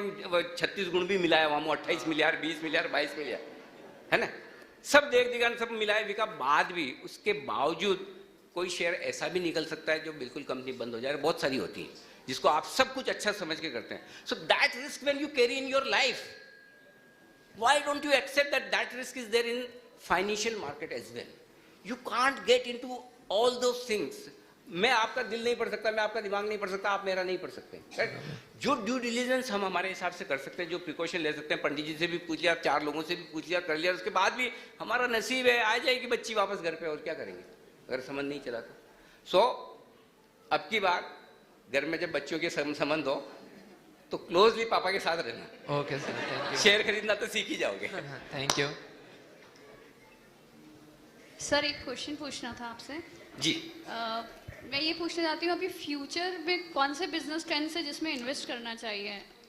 मतलब अभी जैसे अभी जोमेटो और ये सब के आईपीओ आ रहे हैं, जी। बट अभी ये मतलब जो हमारे ब्रिक एंड मॉर्टर उस पे नहीं है, बट मतलब बहुत मैं समझ गया कि कौन से बिजनेसेस जो आगे अच्छा हाँ, करेंगे। ट्रेंड्स कौन से अच्छे हैं जिसमें इन्वेस्ट करना चाहिए और अभी वो नेसेंट स्टेज पे है? एक ही फॉर्मूला है, सिंपल।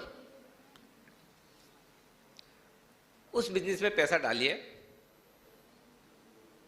जिसमें 2-3 कंडीशन पूरी होती है। पहला कि आपको यह लगना चाहिए कि ये वो कंपनी जो मुझे लूट रही है।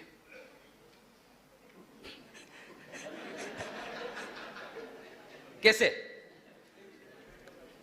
आपके बच्चे पिज्जा खाते हैं सब लोग हैं?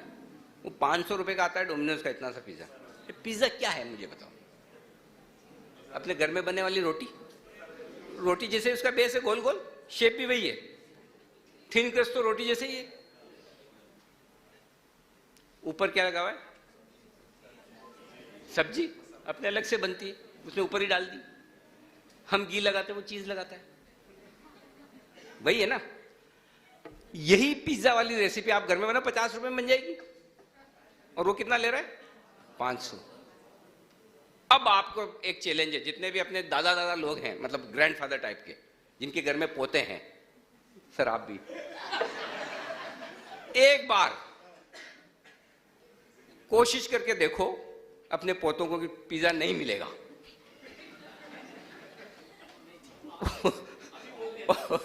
माने मालूम है कि बुढ़ापा में से वही नहीं करेगा ये, तो जो खावा तो पूरा बढ़वा दो। जो 50 रुपए की चीज 500 में बेच रहा है, आपके पास कोई ऑप्शन नहीं है। आप चाहे तो भी अपने बच्चों को नहीं रोक सकते हैं, करेक्ट? बस जुबिलेंट फूड का शेयर खरीद लो, जो पिज्जा वाली कंपनी है, डोमिनोज पिज्जा। ये ऑप्शन जहां आपको पता है कि वो अनाप शनाप आपसे लूट रहा है पैसे। फॉर एग्जाम्पल, आप हम सब ज्यादातर तो सब राजस्थान से पढ़ के आए होंगे, 80% लोग तो, करेक्ट? स्कूल तो कम से कम मेरे जमाने में जब मैं पढ़ता था तो एक पेंसिल मिलती थी खाली, और एक ज्योमेट्री बॉक्स होता था। वो एक पेंसिल जब तक मतलब घिसते घिसते लिखते इतनी सी नहीं रह जाए, ठीक है, और वही मैं पाछे दूसरी साइड भी छीलता, और लिखता लिखता यहाँ आंगली दुखा लग जाती है टाइम। तो फिर उसके बाद हम ये करते थे, रेनॉल्ड्स का पेन वो तोड़ के उसके पीछे घुसाते थे। मतलब जब तक पेंसिल दम ना तोड़ दे। और मैंने तो मेरी जिंदगी में कई सारी रिफिलें एकदम खत्म की। लास्ट तक इतना असर रहता था रिफिल में, वो नीला नहीं रहा, तब तक लिखे जा रहे, बाद में रिफिल वो पेज फाड़ने लगे, अब नहीं लिखा जा रहा है, तब जाके रिफिल फेंकते थे। आपने भी किया? ये बताओ मुझे, आपने अपने पोतों के लिए कब पिछली बार सिंगल पेंसिल खरीदी?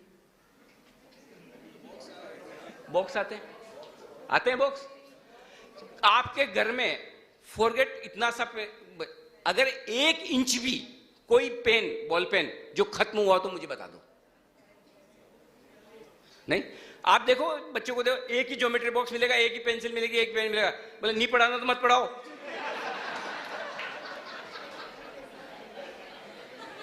बोले आपकी कैपेसिटी नहीं है तो मैं घर पे ही ठीक हूं। फैक्ट बात है, आप कंट्रोल ही नहीं कर सकते ये खर्चे। अगर कंट्रोल नहीं कर सकते तो क्या करेंगे? जो कंपनियां पेंसिल बना रही है, कर रही है, जो कागज बना रही है, जो अनाप शनाप, बस यही खरीदना है। ऐसे मैं आपको 25 एग्जाम्पल दे सकता हूं।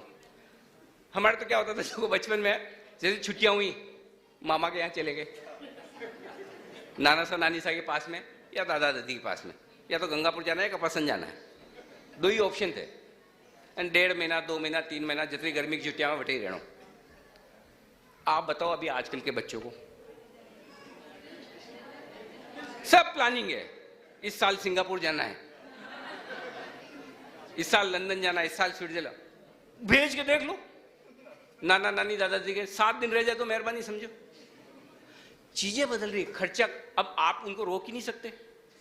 तो वो कंपनियां खरीदो जो इस बिजनेस से जुड़ी हुई है, ट्रैवल से, टूरिज्म से, यही चलेगा। दूसरी बात, आज की तारीख में हमारे महाराज साहब हमेशा कहते हैं कि व्यसन मुक्त होना चाहिए, हम होते भी हैं, कोशिश भी करते हैं सब लोग। आज की तारीख में सबसे बड़ा व्यसन क्या है, लत क्या है, एडिक्शन क्या है? डेटा। अब संवत्सरी में एक दिन तो है ना, वो ये वाला उपवास भी होना चाहिए, ई उपवास है ना। क्यों? आज 2 महीने के बच्चे से लेके 80 साल के बुजुर्ग बिना मोबाइल रह नहीं सकते। एक तरह से अच्छा भी है, 60, 65, 70 के बाद जब बड़ा अकेलापन हो जाता है और बच्चे अपनी लाइफ में, पोते अपनी लाइफ में, तो बुजुर्गों के लिए कम से कम स्मार्टफोन आ गया, व्हाट्सएप यूनिवर्सिटी है, कुछ भी कैसे भी देखते रहते हैं, अपना टाइम निकाल लेते हैं। वो एक तरह अच्छी बात भी है। लेकिन आपने कभी ये सोचा कि बिना डेटा आप रह सकते हैं? अगर घर में कभी आपको सबको एक साथ इकट्ठा होना हो, आप सबको हाँ आ रहा हूँ, हाँ आ रहा हूँ, हाँ आ रहा हूँ, वाईफाई ऑफ कर दो, सब एकदम मिल जाएंगे। और मीटिंग पॉइंट पे ही रखो जहां वाईफाई का सिग्नल है, तुरंत सब आ जाएंगे, यही मिलना है। सो पॉइंट ये कि ये एडिक्शन इस वक्त सबसे बड़ा है। Anything and everything related to internet and data is one of the most successful businesses going to happen in future. Sports, kabaddi कब खेलते थे आप? खो खो कब खेलते थे? जब आपका बॉल नहीं है, दड़ी वड़ी वो खेलने के लिए, वो सब बराबर। क्रिकेट खेलने के लिए बैट नहीं है, बॉल नहीं है, करेक्ट। जब कुछ नहीं, बैडमिंटन तो उस समय बड़ा रईस वाला गेम माना जाता। बैडमिंटन खेल रहा, वाह, बड़े बाप का बेटा है। सो आज आप देखिए, कबड्डी जिस गेम को कोई पूछता नहीं था, आज आप बैठ के देख रहे हैं ड्राइंग रूम में, वाह, उनके प्लेयर्स के नाम तक याद हो। Things are changing fast. Sports, entertainment, media, movies, this is flourishing like anything. This is the business you should be in. I can talk on and on.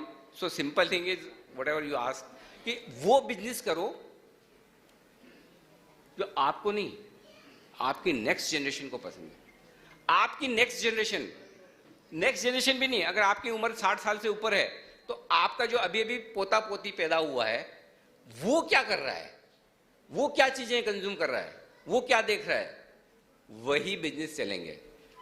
वक्त आ रहा है, गोल्ड, मैं बोल रहा हूं अच्छा नहीं लगेगा बहुत लोगों को, प्लाईवुड, ये अपना हार्डवेयर, निकलना पड़ेगा धीरे धीरे बाहर। नए ज़माने के बिजनेस सोचने पड़ेंगे, वो किसी और दिन के लिए, कि किस तरह से आप नए ज़माने के बिजनेस करें, किस तरह से अपने पुराने बिजनेस उसको स्केल अप करें, उस पर कभी बात करें। बट ये बदलाव लाने की जरूरत है। और इसीलिए जब तक आप ये न कर पाएं, तब तक कम से कम इस तरह के नए ज़माने के स्टॉक्स हैं, वहाँ इन्वेस्ट करें। सो एटलीस्ट आप खुद नहीं करें तो at least you are owning that business, part of that business you are owning, ठीक है ना। वो तो आप कर ही सकते हैं जी। आप, मुझे कोई दिक्कत है, आप तो अपना टाइम देख लीजिए, महाराज साहब भी विराज हैं। हाँ, सो हाँ, हेलो, आप मुझे हिंट कर दीजिएगा जब भी करें जी। जय जिनेंद्र, एक मिनट सर, थोड़ा सामने से, हाँ जी जी।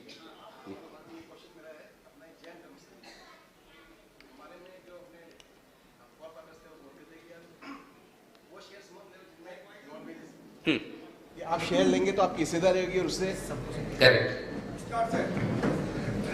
मेरा क्वेश्चन आप यही है कि हमारे फोर फादर्स, हम शेयर बाजार में इसलिए नहीं घुस सके या इसलिए नहीं कर सके जो आज आप बोल रहे हो, उनका एक कारण ये था कि वो बोलते थे कि आप वो शेयर खरीदेंगे तो आपकी कंपनी में हिस्सेदारी हो जाएगी, और अगर वो चीजें जो अपने जैन धर्म में मान्य नहीं है, नॉन वेजेस या दूसरे जो भी करते हैं, तो फिर ये भी एक हमारे मन में एक दुविधा चल रही है। बहुत अच्छा सवाल है। और कोई भी काम जिंदगी में ऐसा करना ही क्यों जो हमारे धर्म के विपरीत हो, करना ही क्यों? और बहुत सही सोच है। आपकी जानकारी के लिए बताऊं, एसबीआई म्यूचुअल फंड का एक ऐसा फंड है जो पूरा जैन धर्म के सिद्धांतों पर आधारित है। आप बिलीव, पॉइंट क्या है, हमें पता नहीं ये चीजें। वो ऐसा फंड है जो अगर कोई कंपनी से, प्लाईवुड वाली कंपनी जो पेड़ को काट के बनाती है, उनमें भी इन्वेस्ट नहीं करता। कोई नॉन वेज प्रोडक्ट बनाने वाली कंपनी, कोई लीकर वाली कंपनी, शराब वाली कंपनी, उनमें इन्वेस्ट नहीं करना। तो आज देखिए, 8 5000 स्टॉक लिस्टेड है, अपने को कितने लेने हैं?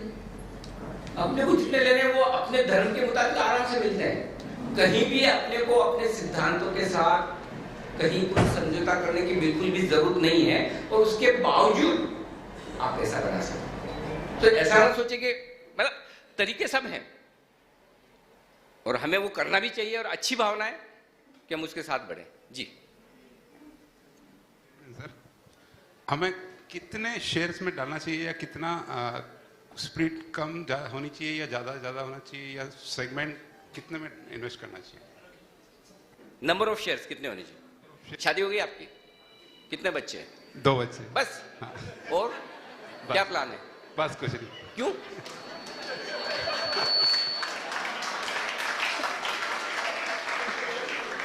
मैं कहता हूं शेयर और बच्चे उतने ही रखने चाहिए जितने आप संभाल सकें।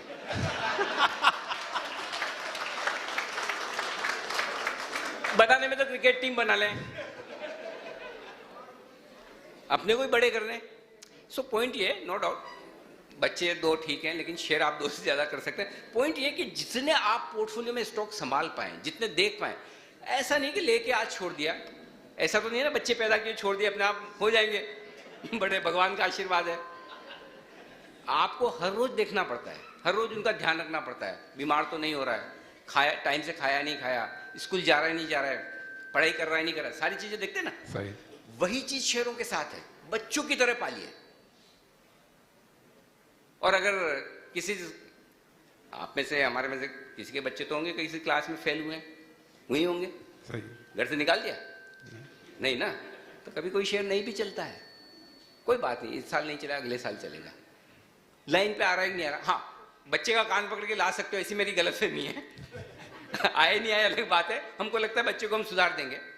लेकिन शेयर में अगर आपको लगता है कि नहीं भाई ठीक है, कंपनी वैसा परफॉर्म नहीं कर रही जैसा मैं सोच रहा था, थैंक यू वेरी मच, दूसरा ले लेंगे। बच्चे तो नहीं बदल सकते, शेयर बदल सकते, यही सबसे बड़ा आराम है सो इसलिए उतने ही स्टॉक रखिए, और आइडियली मेरे हिसाब से 8-10 से ज्यादा शेयर आपके पास नहीं होने चाहिए। उसके बाद आपका अटेंशन स्पैन खत्म हो जाएगा, you won't be able to track it. So उतने बहुत हैं बस, मैक्सिमम। फुटबॉल टीम से ज्यादा नहीं, बच्चे भी और शेयर भी।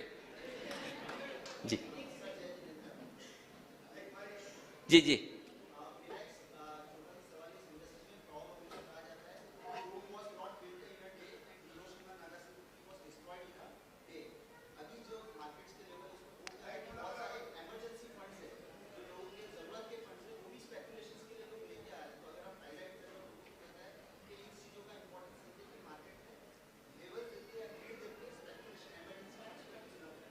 बात सही है। देखिए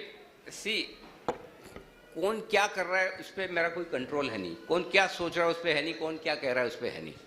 सिंपल सी चीज़ है, एक ही पॉइंट है जो मैंने अपने स्पीच में इसी चीज़ पे फोकस किया, डिसिप्लिन रहें, रेगुलर इन्वेस्टमेंट करें, लॉन्ग टर्म के लिए करें। जो पैसा आपको आज कल परसों महीने 2 महीने साल भर में चाहिए वो पैसा स्टॉक मार्केट में न लगाएं। लॉन्ग टर्म मनी आप लगाएंगे, रीजनेबल रिटर्न की एक्सपेक्टेशन रखेंगे, परफेक्ट है। लेकिन आपको ये लगेगा आज लेके कल बेच दूं, तो वो तो ट्रेडिंग है। Trading is a different ball game, different profession, you have to be a skilled person to do that. आप करिए, कोई दिक्कत नहीं, गलत नहीं है, लेकिन तभी जब आप उसको अलग तरीके से कर पाए। इन्वेस्टमेंट और ट्रेडिंग में वही फर्क है जो एक टेस्ट मैच के प्लेयर में और 2020 के प्लेयर में फर्क है। चेतेश्वर पुजारा को आप T20 नहीं खिला सकते हैं, करेक्ट। सो और हर प्लेयर धोनी और कोहली नहीं होता जो तीनों फॉर्मेट में खेल ले। सो आप अपने आप को पहचानिए, अगर आप इन्वेस्टर हैं इन्वेस्टर की तरह करिए, और ट्रेडर हैं तो ट्रेडर की तरह, सिंपल। जी जय जिनेंद्र सर। जी सर, आपका क्रिप्टो करेंसी के फ्यूचर पे क्या ओपिनियन है? आप क्या सुनना चाहती हैं? आप क्या सुनना चाहती हैं? सच। हाँ? जो अगर रियलिटी का चांसेस है अभी इंडस्ट्री ट्रेंड या मार्केट को देख के, कि लोग कितने उसमें उस तरफ इंक्लाइन हो रहे हैं क्रिप्टो करेंसीज की तरफ। बोलो बोलो, खुल के बोलो, मैं सुनना चाहता हूँ। मैं मुझे भी तो अब सारा आप मुझसे ही लेंगे, मैं यहाँ आया हूँ तो मैं भी तो कुछ सीख के जाऊँ यूथ से। आप लोग क्या सोचते हो क्रिप्टो के बारे में, बताइए। सर बहुत वॉलेटाइल है, बट पैसा लगाना चाहिए ना, बहुत जल्दी जल्दी भागता है ना, मजा आता है नहीं? इन्वेस्टिंग के पॉइंट ऑफ व्यू से कैसा है वो मुझे ये जानना है। सिर्फ इन्वेस्टमेंट का पहला रूल जो है वो ये, जो चीज समझ में नहीं आए वहां पैसा नहीं लगाना। अगर आपने ये डिसाइड कर लिया कि कहां पैसा नहीं लगाना, तो जिंदगी की आपकी 80% प्रॉब्लम तो खत्म हो गई। फिर 20% पे फोकस करना है। देखिए सिंपल सी चीज है, ऐसी कोई एसेट क्लास हुई नहीं जो इस तरह के रिटर्न दे, ऐसी कोई करेंसी हुई नहीं जो इस तरह से वोलेटाइल हो सकता है मैं 50 साल की उम्र में वो नहीं देख पा रहा हूं जो आप 25 साल की उम्र में देख सकती है, जनरेशन गैप है, लेकिन मेरी जो समझ है लिमिटेड समझ, उसके हिसाब से मुझे नहीं लगता कि क्रिप्टो करेंसी इन्वेस्टमेंट करने लायक है। फिर भी सब कर रहे हैं, हो रहा है। आप क्रिप्टो करेंसी में पैसा लगाने का एक ही फॉर्मूला बनाएं, और फॉर्मूला यही है जो भाई साहब अभी आपने इन्हें पूछा था ना कि पेनी स्टॉक में जिनको लगाना है, तो पेनी स्टॉक में जीरो नहीं होगा, मैं बता देता हूं, यहां हो सकता है। तो पॉइंट ये कि आप उतना ही पैसा लगाओ जितना आप ये मान के चलो कि जीरो हो जाने वाला है। आप खरीदते हो, आप खरीदते पहले दिन आपकी 20% वैल्यू कम हो जाती है, बेचते हो तो आपको 20% पैसा कम आता है क्रिप्टो में। ऐसी कौन सी करेंसी जहां बाय और सेल के ऑर्डर में 20% का। और मुझे एक चीज बताओ, कौन सी दुनिया में ऐसी सरकार है जो ये बोलेगी कि जाओ आपकी करेंसी चलने दो? अरे करेंसी तो गवर्नमेंट का पावर है, कोई गवर्नमेंट अपना पावर किसी अननोन आदमी को कैसे दे देगी कि क्रिप्टो इज करेंसी? सो ये शॉर्ट टर्म चीजें हैं, बबल है, हो सकता है मेरी समझ के बाहर की चीजें लंबी चले, लेकिन मेरा फॉर्मूला सिंपल है, जो चीज मुझे समझ में नहीं आती और जो चीज इस तरह की वॉलेटिलिटी है वो मैं नहीं करता। तो मेरे लिए ये फिर भी जिनको एक्सपीरियंस करना है वो आप अपना 2%, 5%, 10% जो भी अपने पोर्टफोलियो का लगाना चाहो, ये सोच के लगाओ कि ये वापस नहीं आएगा, बस। Thank you so much, thank you. मुझे लग रहा है काफी सवाल होंगे। एक मथन नंदा में कुछ अवज्ञा हो गई हो, अभी हुआ तो आपसे क्षमा याचना चाहता हूँ, क्योंकि आपके होते हुए, आपके यहाँ विराजते हुए हम अर्थ की बातें कर रहे हैं, वो उचित तो नहीं है, लेकिन इसलिए आपसे हाँ दिखाऊं। हाँ, वो महाराज साहब बराबर फरमा रहे हैं। अगर ये सवाल जवाब का सिलसिला चलेगा तो